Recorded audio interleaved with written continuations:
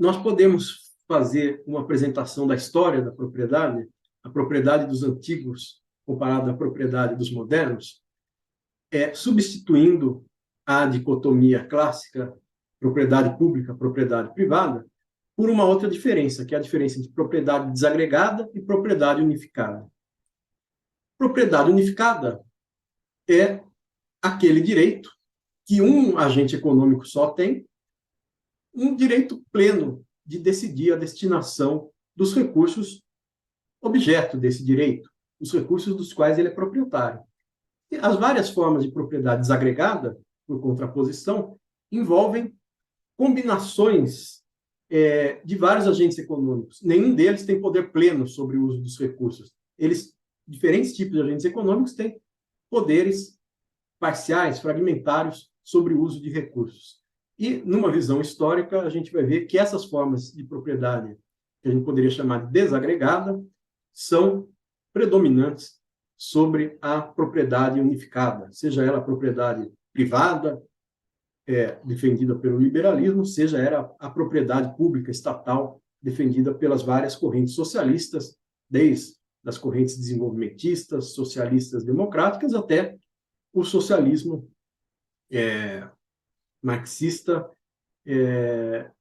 ou o comunismo, o socialismo real, que prevê a estatização plena da economia.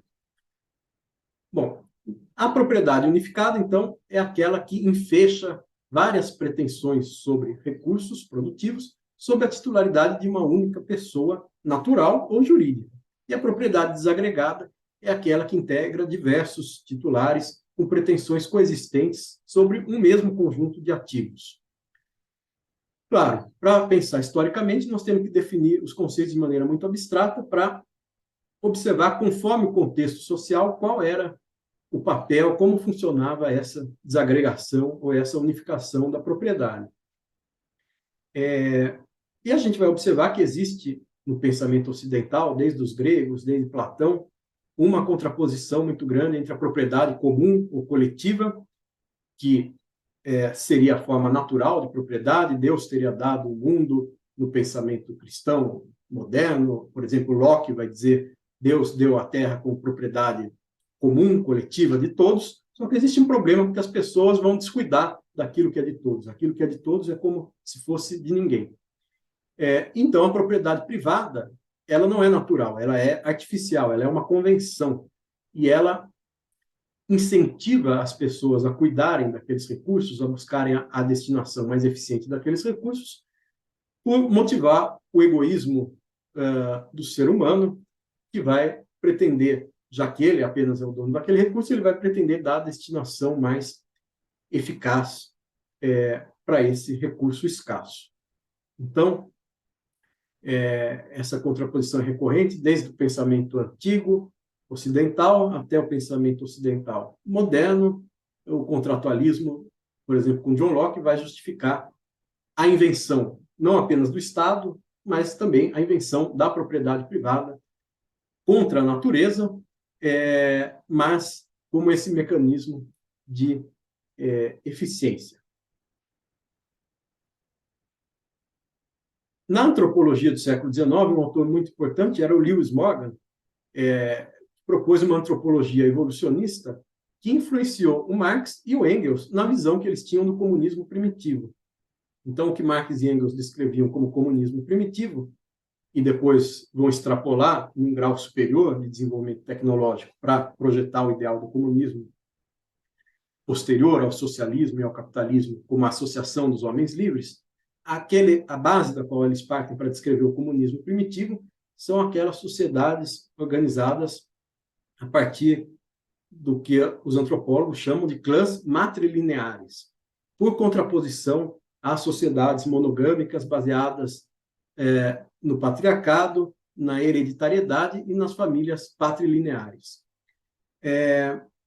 Bom, nessas sociedades de pequena escala, podemos pensar aqui em tribos, em vilas, a ideia é de que ninguém seria proprietário dos recursos, a propriedade seria comum de todos os membros dessa comunidade.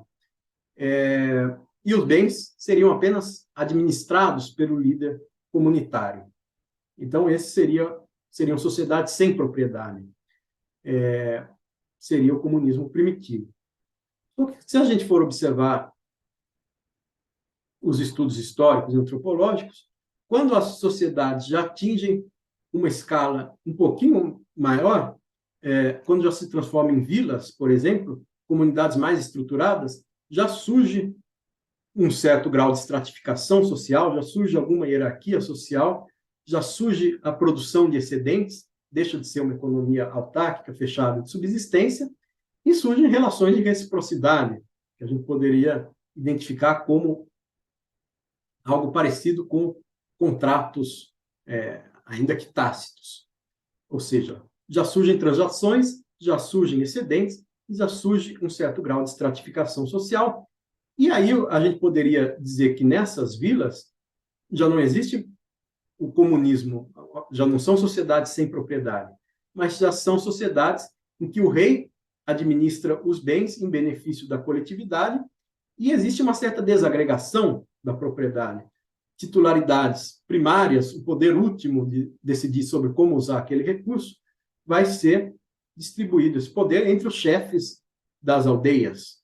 Quer dizer, o rei é quem comanda, em última instância, uma dada unidade geográfica. Abaixo desse rei estão chefes das aldeias. Esses chefes de aldeias têm poderes mais concretos de definir o uso dos recursos. E abaixo dos chefes das aldeias, a gente tem os chefes domésticos, que têm titularidades, então, num nível mais baixo, para definir como usar os recursos, e abaixo dos chefes domésticos a gente tem os seus descendentes. Então, a gente tem um esquema de estratificação que vai do rei para os chefes das aldeias, para os chefes domésticos, para os seus descendentes, para a sua família, e nenhum desses pode definir de maneira absoluta sobre como usar os recursos. Principalmente os níveis mais baixos dependem de uma concordância dos níveis superiores. Então, é uma certa forma hierárquica, estratificada de desagregação da propriedade, e quem está num nível superior, por exemplo, o chefe da aldeia, pode retirar o direito de um chefe doméstico de decidir o que fazer com aquele pedaço de terra, e pode ele definir esse direito, essa destinação. Então, é um esquema estratificado de desagregação da propriedade, com direitos que são retiráveis, que são reversíveis pelo escalão superior. O escalão superior pode decidir retirar essa pretensão, esse poder que tinha o escalão inferior de definir como usar aquele recurso produtivo, aquela terra, por exemplo. Se a gente chegar no direito romano, já numa sociedade comercial, a gente vai ver que no direito romano não existia nada tão parecido com a propriedade moderna criada no século XIX. O que existia no direito romano eram poderes e senhorios, os dominia, manos, impéria, potestades, vários tipos de poder, de senhorios e pretensões do pater familias. O pater familias era quem comandava essa economia doméstica, essas unidades de produção, com seus escravos, com sua mulher, com seus filhos. Essa era a sua família. Então, era uma série de poderes diferentes, que não estão unificados num poder absoluto de propriedade. E se a gente pegar também um exemplo da Grécia, a gente vai ver que tinha uma comunidade familiar de uso dos terrenos e dos escravos, uma espécie de sociedade doméstica, quer dizer, toda a família tinha poderes de comandar o uso da terra e dos escravos, e existia um âmbito mais privado, de propriedade privada, individual, de pequenos animais e de coisas móveis. Então, a família, por um lado, era proprietária em comum do terreno dos escravos, e, por outro lado, cada pessoa podia reter o equivalente à sua propriedade privada de pequenos animais e de coisas móveis. Bom, o que a gente vê desse exemplo clássico ocidental é que não existia, então, nem na Grécia nem em Roma, aquilo que a romanística do século XIX, os estudiosos do direito romano do século XIX, criaram, que foi a ideia do domínio absoluto, indivisível, a ser usado e abusado. Essa ideia, então, como uma racionalização e e mudança e transformação do que foi a experiência histórica romana, é essa ideia do século XIX que vai informar os códigos civis. O Código Civil francês, no começo do século XIX, 1804, o Código Civil alemão, de 1900, e os vários outros códigos civis, como o Código Civil brasileiro, de 1916. Bom, progredindo um pouco dessa experiência histórica romana da Antiguidade e chegando nos grandes impérios da Antiguidade e da Idade Média, os impérios agrários burocráticos, aqueles impérios baseados na atividade agrícola, mas que já estruturavam uma grande organização burocrática para comandar seu vasto domínio territorial. Esses grandes impérios tinham um dilema que era manter os pequenos proprietários, favorecendo a expansão do comércio e da tributação. Quer dizer, se você tem vários pequenos proprietários, você começa a ter uma economia de mercado, produção de excedentes, transações. Isso era importante para a expansão do comércio, para a expansão da tributação que sustenta o próprio império. Mas, ao mesmo tempo, os imperadores tinham medo de dar muito poder a esses pequenos proprietários, muito incentivo, e nutria a revolta dos pequenos proprietários contra o poder imperial. Então, por outro lado, os imperadores tinham que apoiar os grandes magnatas das terras, impedindo que esses magnatas, grandes proprietários, dominassem totalmente a terra e o aparato militar, porque se o império fosse dividido apenas em pequenos grandes proprietários, eles passariam a dominar as armas, não seria mais necessário o Estado, o imperador, e, além de tudo, as grandes propriedades seriam autárquicas. Então, você não teria mais como manter a unidade do império, haveria uma fragmentação territorial, cada senhor seria dono do seu pedaço, e essas grandes propriedades tendiam a ser autossuficientes. Então, tendiam a ser autárquicas, não haveria grandes espaços para transações e para o desenvolvimento da economia monetária. Então, o grande dilema dos imperadores da Antiguidade, da Idade Média, do Império Romano, do Império Chinês, era estar entre esses dois polos. Ter que apoiar os pequenos proprietários para manter um certo funcionamento do mercado, das transações, das trocas, um grau de descentralização econômica, mas não poder nutrir a revolta dos pequenos proprietários. Ao mesmo tempo, então, por outro lado, ter que contar com o apoio dos grandes proprietários de terra, mas evitar que eles atingissem tal nível de poder que a própria estrutura imperial se tornasse prescindível e houvesse, então, a fragmentação do território imperial e a subdivisão em várias comunidades autossuficientes, que seriam essas grandes propriedades. Entrando num outro exemplo histórico clássico, o feudalismo. O que a gente vai ver no feudalismo é um dos exemplos mais claros de que não havia propriedade unificada do senhor da terra. Havia, sim, uma forma de propriedade desagregada numa sociedade estratificada. Então, havia várias situações de direitos reais, várias situações reais, fragmentárias. O que a gente vê no feudalismo é uma gradação escalar da propriedade. Existem escalas de poderes e não unidades homogêneas e intercambiáveis de propriedade. Primeiro, havia várias ordens jurídicas, né? Existe o pluralismo jurídico, a sobreposição de várias ordens jurídicas, a ordem jurídica da igreja cristã, dos impérios, dos reinos, das vilas, das corporações, dos feudos. E cada uma dessas ordens jurídicas conferia os seus poderes sobre os recursos. Então, havia uma pluralidade de situações reais sobrepostas, reguladas por muitas ordens jurídicas. Na Europa continental, vai variar o grau de centralização ou descentralização desse poder sobre o feudalismo, né? Em regiões mais centralizadas, quem tem o domínio eminente sobre a terra, sobre o território, é um rei, e quem tem um domínio derivado é o senhor feudal. Nas regiões mais descentralizadas, a gente poderia dizer que o domínio eminente sobre a terra fica com o senhor feudal e ele cede algo como domínio útil, domínio direto sobre a terra ao servo. De toda forma, existe uma gradação aí. o rei tem certos poderes, o senhor feudal tem poderes derivados e o servo tem poderes mais derivados ainda dos poderes do senhor feudal. No limite, ele tem a posse, ele tem o direito de usar aquela terra,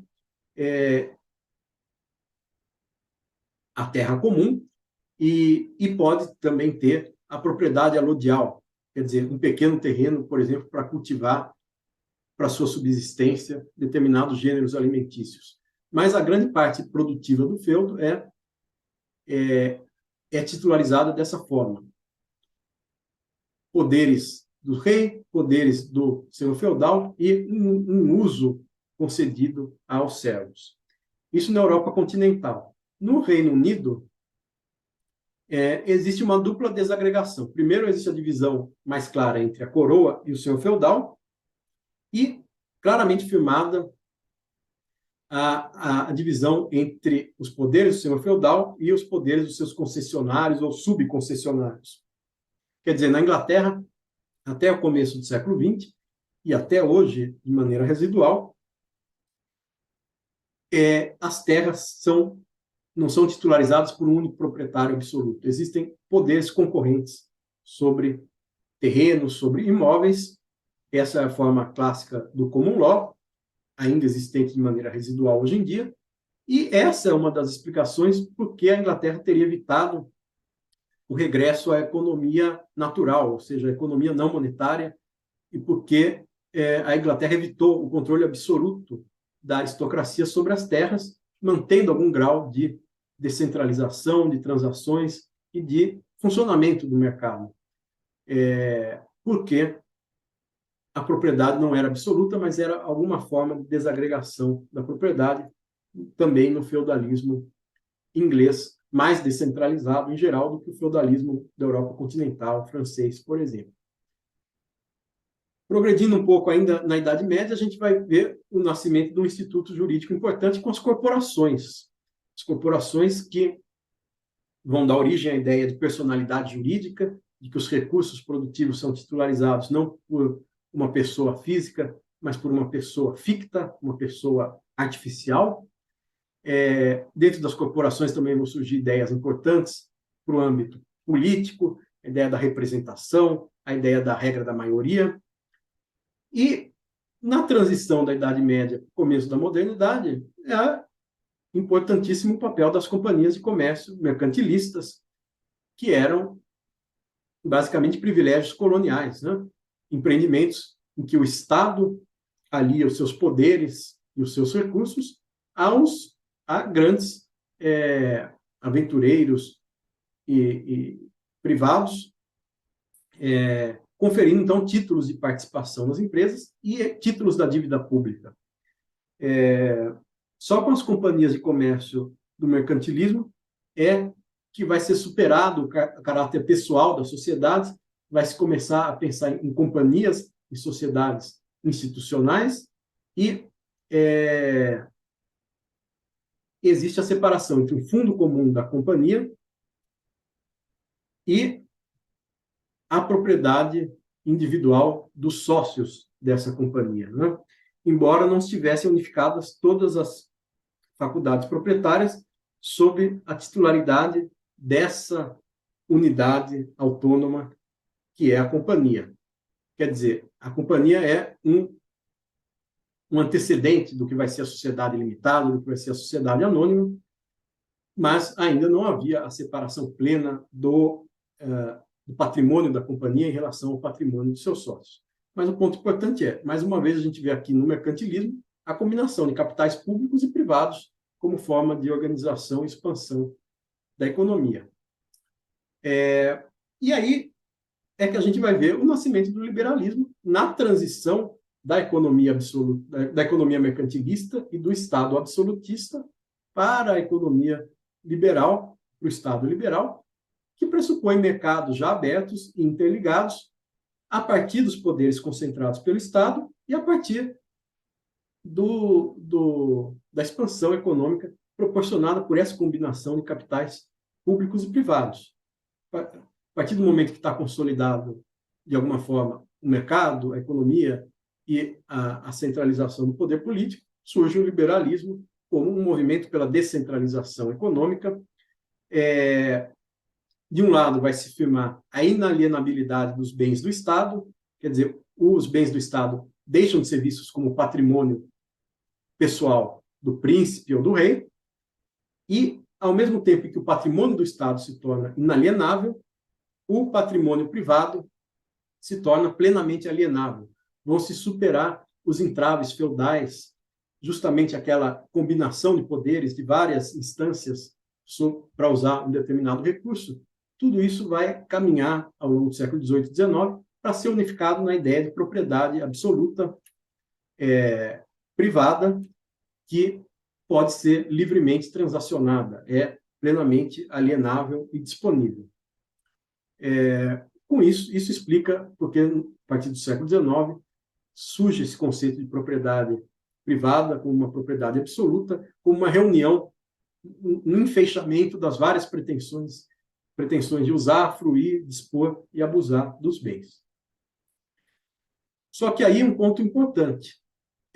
Ao mesmo tempo que vai surgir essa ideia de propriedade absoluta, outros dispositivos institucionais vão ser importantes para o progresso econômico dos países, porque só essa forma de propriedade absoluta, privada, unificada, não é suficiente para proporcionar a industrialização dos países. Então, se a gente observar historicamente a história industrial no século XIX, no século XX, a gente vai ver, por exemplo, a Inglaterra foi a pioneira da Revolução Industrial, começou a Revolução Industrial a partir de pequenas empresas familiares. Mas isso foi um caso excepcional, quer dizer, em que a pequena propriedade comandou a industrialização. Se a gente pegar o caso da Alemanha, na Alemanha, que é um país de industrialização tardia, já ao longo do século XIX, na Alemanha, um grande veículo de industrialização foi o Estado, foi a consolidação burocrática do Estado alemão, que se unificou ao longo do século XIX, e alguns das suas regiões, como a Prússia, já tinham também uma burocracia bem consolidada, e essa burocracia, esse aparato público organizado, foi uma das grandes forças do processo de industrialização, e não a pequena propriedade privada. E, especialmente nos outros países, na Alemanha também, mas em outros países, como os Estados Unidos, no final do século XIX, começo do século XX, o grande veículo institucional de organização da economia não foi apenas a propriedade privada como direito real, foi o surgimento das grandes sociedades anônimas, foi a corporativização, foi a criação das sociedades empresárias como pessoas jurídicas com patrimônio próprio, a limitação da responsabilidade dos sócios, apenas as cotas ou as ações subscritas, mas não integralizadas, enfim, a limitação da responsabilidade dos sócios e, ainda mais, as sociedades anônimas com a circulação dos títulos de participação, né, das ações. As sociedades anônimas, as companhias, inicialmente eram objeto de privilégios, o Estado concedia o privilégio de formar uma companhia para a realização de certas obras e atividades de interesse público. Com o passar do tempo, é que a companhia, a sociedade anônima, se torna uma forma independente dessa concessão de um privilégio estatal, e aí existem dinâmicas diferentes. Por exemplo, na Europa, na Alemanha, a grande fonte de financiamento das grandes empresas são os bancos, especialmente também os grandes bancos públicos, enquanto só nos Estados Unidos é que se desenvolveu um mercado de capitais suficientemente volumoso, disperso, para fornecer recursos para as grandes empresas. Então, enquanto o desenvolvimento na Europa, na Alemanha, no Japão, a industrialização ao longo do século XX correu muito financiada pelos bancos, inclusive bancos públicos. Nos Estados Unidos, foi um caso excepcional em que o mercado de capitais conseguiu ser um grande financiador da expansão industrial. E ainda no século XX, se a gente pensar na Ásia, na industrialização dos países asiáticos, ela foi comandada por grandes concentrações de recursos, grandes conglomerados familiares, com participações acionárias cruzadas, quer dizer, um conglomerado participava do outro e esse outro participava do um. Grandes famílias vão formar esses conglomerados, inclusive com o apoio do Estado, como é o caso no Japão dos Zaibatsu e dos Keiretsu, e como é o caso na Coreia do Sul dos Chaebol. Então, foram diferentes vias que permitiram uma organização societária, um grau de concentração de recursos importante para o progresso industrial, para a industrialização dos países e para o seu desenvolvimento econômico. Então, se a gente fizer uma comparação histórica aí entre três grandes momentos, um momento do século XIX, domínio das ideias liberais, até o começo da Segunda Guerra Mundial e até a Grande Depressão das décadas de 1880 e 1890. Pensando num momento do século XX, a partir da Primeira Guerra Mundial, entre a Primeira e a Segunda Guerra Mundial, quando vão surgir as primeiras experiências de Estado social, e depois da Segunda Guerra Mundial, entre 45 e 1960, 70, um momento de predomínio de um Estado social autoritário ou democrático. E, finalmente, pensar numa fase do século XXI, a partir da década de 1980, 1990, com a globalização, com o neoliberalismo, com o fim dos países comunistas do leste europeu, à exceção da China, que já não é um país plenamente comunista. Pensando nesses três momentos, a gente poderia fazer algumas comparações interessantes.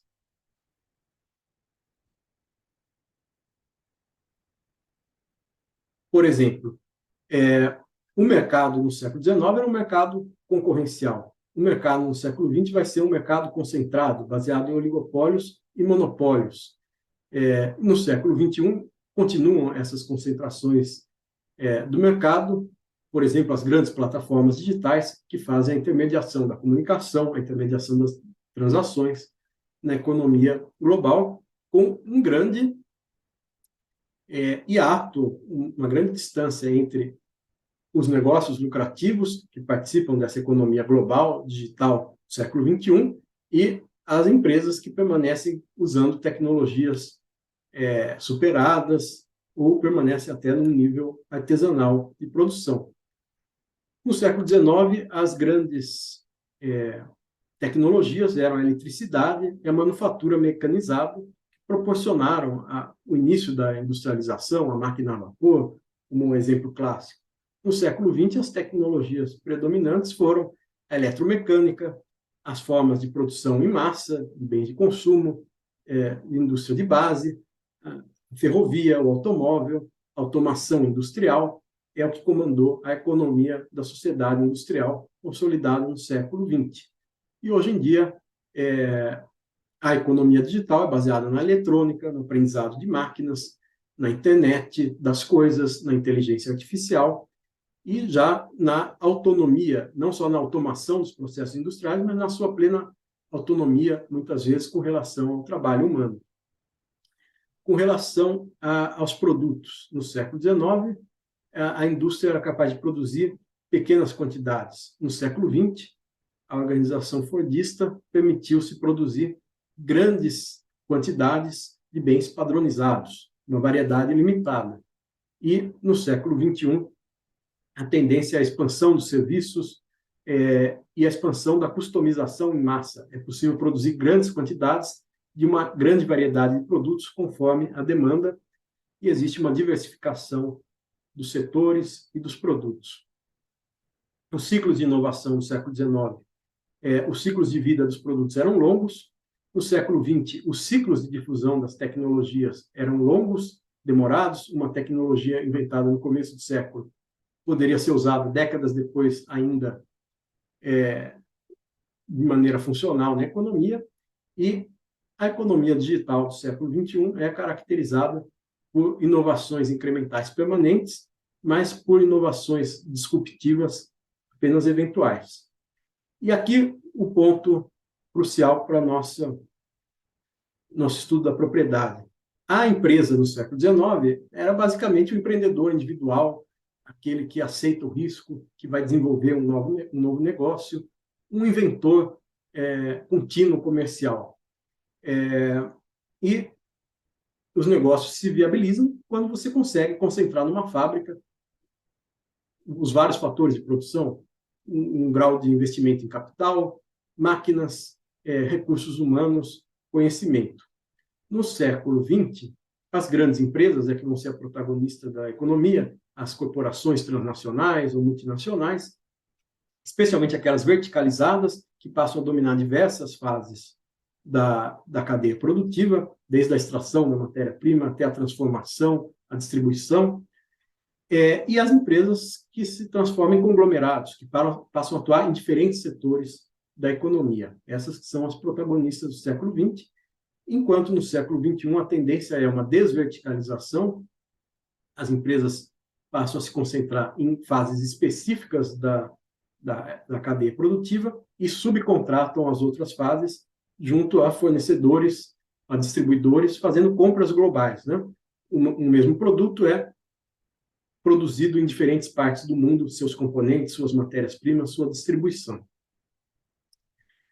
O trabalho no século XIX era baseado numa separação rígida entre concepção e execução das tarefas, numa hierarquia rígida e formal entre os escalões dentro da organização empresarial. No século XX, essa tendência continua, com tarefas fragmentadas, rotineiras, que exigem um treinamento básico, mas muito específico, com uma tarefa muito específica, cumprindo também uma hierarquia rígida, enquanto no século XXI existe uma tendência, primeiro, a poupar o trabalho humano pela automação e pela autonomia dos processos industriais em relação ao trabalho humano, e o que sobra de trabalho humano é baseado em equipes semi-autônomas, em tarefas variadas, na polivalência de um trabalhador que atua em várias tarefas complementares. No século XIX, em relação à relação entre Estado e empresa, a gente pode dizer que houve uma grande revolução burguesa, a ideia de afirmar a propriedade privada como um âmbito que não seria mais da interferência do Estado, ou seja, afirmar a atividade produtiva como um âmbito prioritariamente privado, em contraponto ao Estado, com muitas exceções, como a gente acabou de comentar. No século XX, as separações principais não foram aquela entre Estado e empresa, foram entre o investidor e o administrador, quer dizer, não necessariamente aquele que investe tem poder para decidir como usar os recursos, aquele que é sócio minoritário de uma grande companhia recebe os dividendos, mas não tem poder de controle das atividades empresariais. Então, existe uma separação entre quem é investidor e quem administra, de fato, a produção, e uma separação entre propriedade e controle. Propriedade passiva, receber os dividendos, e o controle como poder de decidir sobre o uso dos recursos produtivos.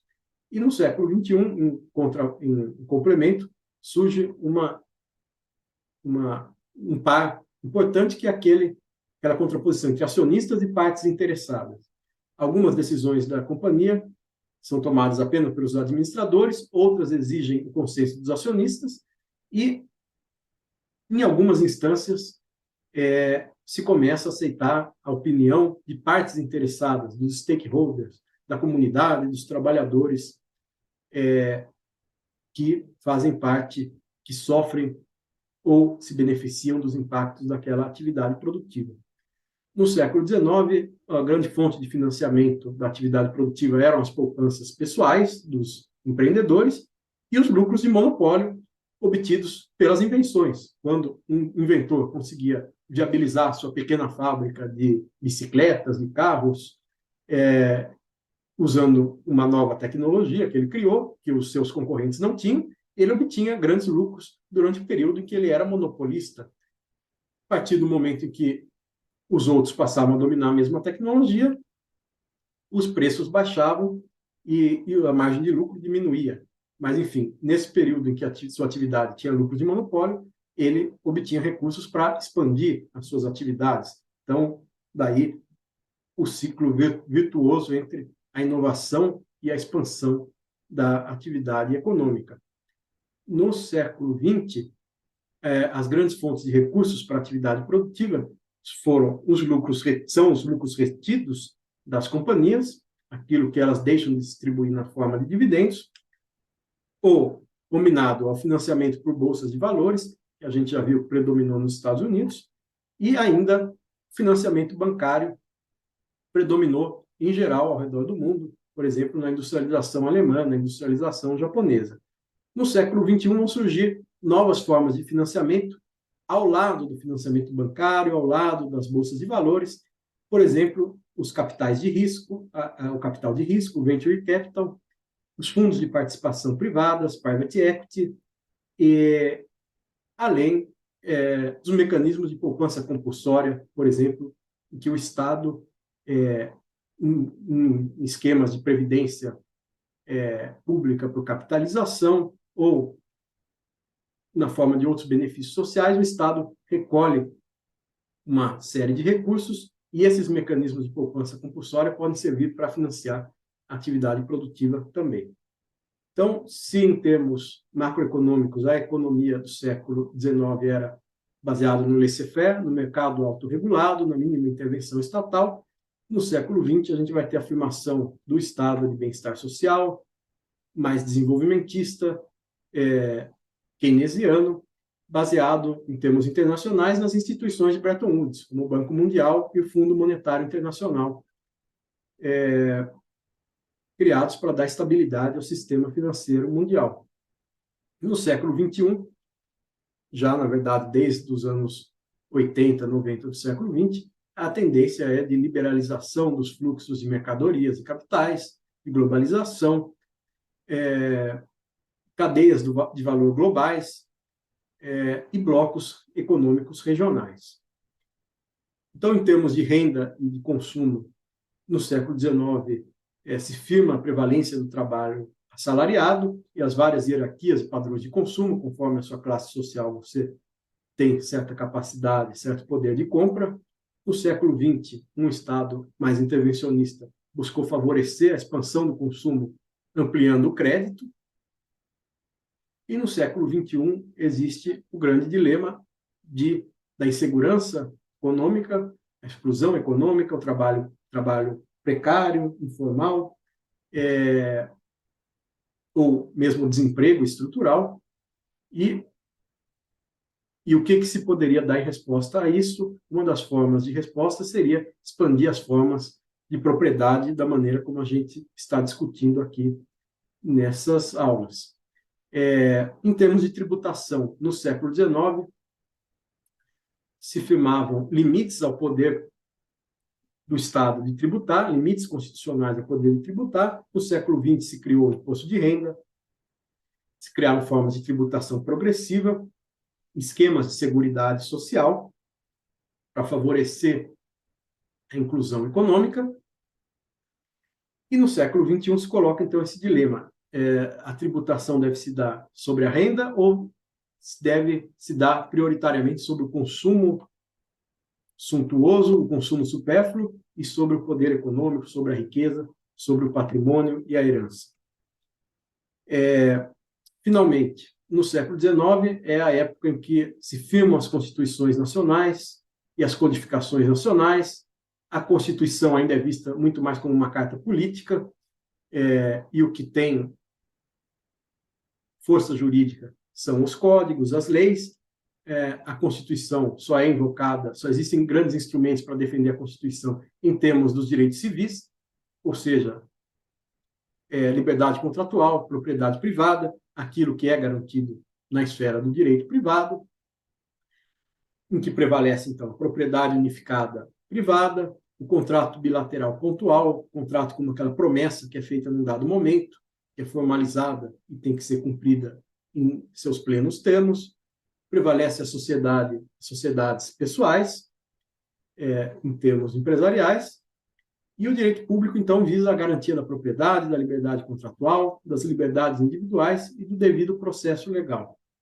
No século XX, já vai surgir, primeiro, acima do direito nacional, o direito internacional, a partir da ONU, especialmente, a partir da Segunda Guerra Mundial.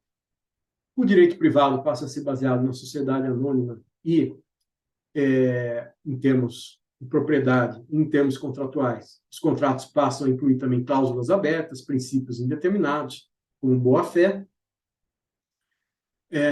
O direito de propriedade passa a estar subordinado a limitações, já não é visto como um direito absoluto, já surge a ideia de uma regulamentação administrativa pela função social da propriedade, surgem novos ramos do direito econômico, direito regulatório, empresas públicas, agências de regulação, e surgem, no campo do direito público, os direitos sociais, os direitos trabalhistas, o direito a benefícios sociais, o direito de acesso a serviços públicos, e surge, finalmente, se desenvolve o direito do trabalho, com o contrato de trabalho, com seus princípios específicos, a negociação coletiva de trabalho, a sindicalização, a proteção a direitos adquiridos, ou seja, a proteção prioritária ao trabalho, reconhecendo que existe essa simetria entre capital e trabalho, nem todos serão proprietários, é preciso dar proteções jurídicas específicas ao campo do trabalho, na sua simetria em relação ao campo do capital. No século XXI, além do direito internacional, vão surgir, além dos sistemas universais e regionais de direito internacional, além dos vários setores do direito internacional, dos direitos humanos, do investimento estrangeiro, do comércio internacional, da propriedade intelectual, vão se desenvolver várias outras ordens jurídicas, ou vão ser reconhecidas várias outras ordens jurídicas, abaixo e acima do Estado, ordens locais, de povos autóctones, até ordens transnacionais do comércio mundial, dos esportes mundiais, da internet. Então, existe um pluralismo jurídico em diversas escalas.